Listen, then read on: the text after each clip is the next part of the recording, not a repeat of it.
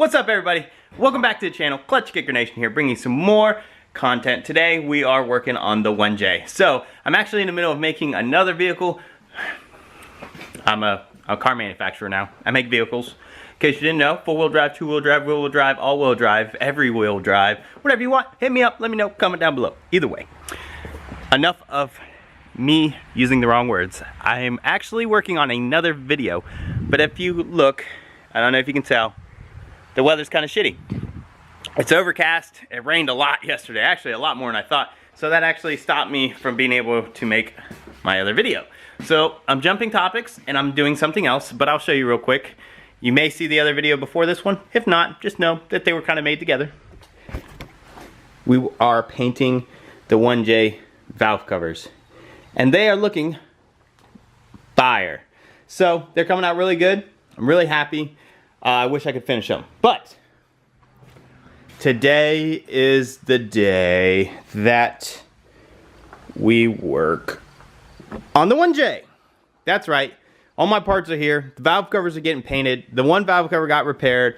I mean, so now it's really, I just need to get shit done to it and it'll be ready to go in. So I'm not exactly sure where I want to start, but I can tell you a couple things. The AC's got to come off. The motor mount brackets have to come off. The timing cover has to come off. The crank pulley has to come off. Other bolts and other things have to come off, and things come off, and more things come off. And oh, the pulleys have to come off. I mean, so we're just gonna get started. We're gonna just start taking things apart. All right, guys. So I'm not really sure exactly my plan of attack, but first things first. We know the crank pulley's got to come off, so we're gonna take that off. Shout out to DeWalt, having no problems loosening up this crank pulley bolt. So we're gonna get this thing off. Then we're gonna get the AC off, and then we're gonna get these covers off.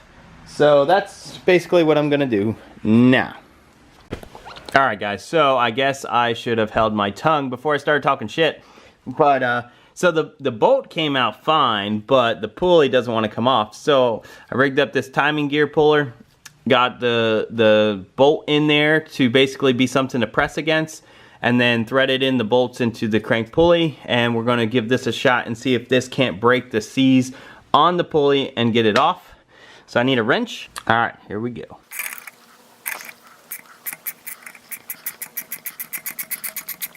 Oh yeah, she's working. I gotta back the bolt out because it's pulled it all the way up to the bolt.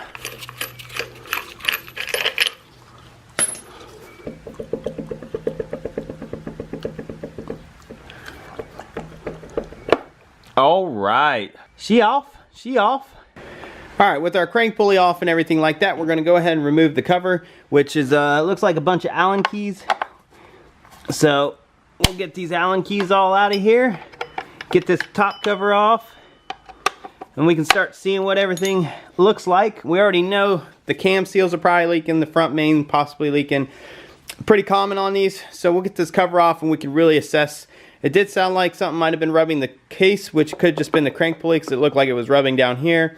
But we'll get it all assessed. Let's get these covers off real quick. So this is where, you know, since I've never worked on one of these, I don't know all the quirks. So apparently I got to take the water pump pulley off first. I had to take the power steering support bracket off first before I could get this cover. So yeah, so let's get this water pump pulley off. We're not using it anyways because we're using a 2JZ water pump. So yeah, that's got to go. All right, guys, so here's the motor, and as you can see there's a bit of an oil leak and everything, and it looks like it pretty much has been coming from the cam seals, because you can see up in here, try not to get too much light, but you can see up in here there's some oil residue and stuff coming down from the cam seals, and in between the cam gears there. So most likely, which is pretty common, all this oil is from the cam seals, which we're going to be changing along with the water pump and the timing belt. And yeah, so we're just going to keep tearing her down. Oh, look at all the room for activities. Whoa! So we got the AC unit out the way. Already looking a lot better. Not exactly sure what else I want to do. but we're moving along pretty good. I guess it comes down to pretty much pulling the timing equipment. We're gonna just keep on plugging away and knocking her out. So I gotta review a few things. Like I said, I'm not the most familiar with this motor as I've never worked on one, so you know, I like to take it nice and slow. I'm probably gonna have to pin this down, as with a lot of these adjusters, to loosen up the tension on the timing belt to get the timing belt off. But we'll find out. I'm gonna do a little research real quick, and we'll see where we go from there. All right, guys, so we're getting her stripped down. We're getting the timing belt. We got all that stuff off, and you can see here, Toyota. That's right, Toyota. I think that's so cool. If you know the truth of the Toyota, comment down below. But either way, I always thought it was cool because the force is with us. Dad jokes. All right, don't be a noob like me. There's a stop that you got to remove here. So before I went and got bolts to use the timing gear puller, I looked down and there's a little stop here. So you remove that with an Allen key and the timing gear slid right off. So the last thing that I need to do so far, well, one of the last things is get the water pump off, and then the VVTi gear and the other cam gear. Okay, so once again, my unfamiliarity with this motor has led me to a little issue. So there's one bolt behind this timing cover here, so it looks like the timing gears are gonna come off first, and then we will get to the water pump. So the alternator's gotta come off too. So we're gonna try to get these cam gears out. So excuse my shitty welds, but this is a tool I made back with my E46. It is basically a 14mm hex. So in case you don't have a tool to get the VVTi bolt out, it is simply a 14mm. You can use a 14mm nut, the head of a 14mm bolt, and just weld something together. So fun fact, homemade tools for the win. This thing has saved my ass on more than one occasion. So yeah, we're gonna get this VVTi gear off.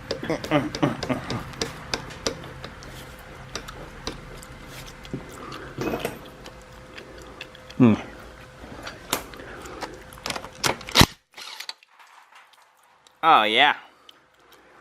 Oh, it's pink. How nice. Well, that's interesting. So this has a metal fan blade. So I wonder if this has been changed recently. I mean, it looks fairly clean. Maybe the newer styles from Ison just come with the metal fan blade. But I thought they were all like plastic and junk, and that's why most people swap these for new ones. Either way, I have a new one, so yeah. But that was really cool that the coolant's pink. I like that. I think my wife would like that, so that's cool. I don't know. I'm easily amused. Either way, she looking good. So there she is. Pretty much fully teared down for what we need to do. Change some seals, some new water pump, clean it up, and put it back together and get her ready to go in. So, yeah, I don't know what I'm going to do now. I need to get some brake clean. I don't have any, so I'll be back. Okay, so far, I like everything about the JZ except one thing. So I had to take the oil filter housing off to get to the top motor mount bracket bolt. That really sucked. Now I have to go and order a new O-ring gasket for the oil filter housing, which I didn't want to do because I have everything I need, except now I need that. So that's kind of frustrating. I hadn't planned on taking that off. I really didn't think I had to take it off, but I guess that's my own stupidity for not being that familiar with this motor. But yeah, so we'll see how much Lexus or whatever, or hopefully I can get it. I don't know. We'll see how hard it's going to be to track down. I would reuse it, but it was actually stuck to the block, and I had to like kind of use a razor blade to get it off, and I'm just not risking it. Considering that seals all the you know, main oil pressure coming from the pump through the filter and everything like that, I'm not going to risk it by trying to be ghetto and RTV or reuse that O-ring. So we're just going to wait. But pretty much we're getting there. You know, we got everything kind of torn apart, which is good. So yeah, you know, we're moving along. We got some progress on the JZ. Hopefully I can get that ordered and everything.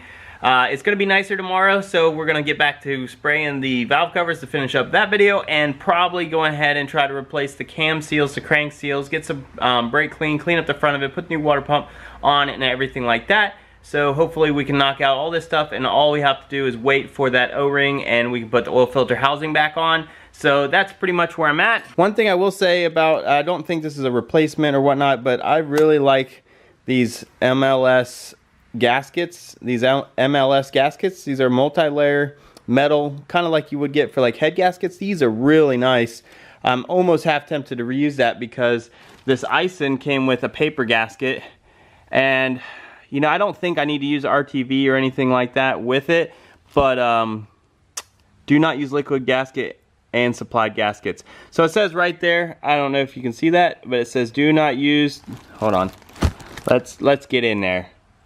Number 3, focus. Do not use the liquid gaskets and supplied gaskets together.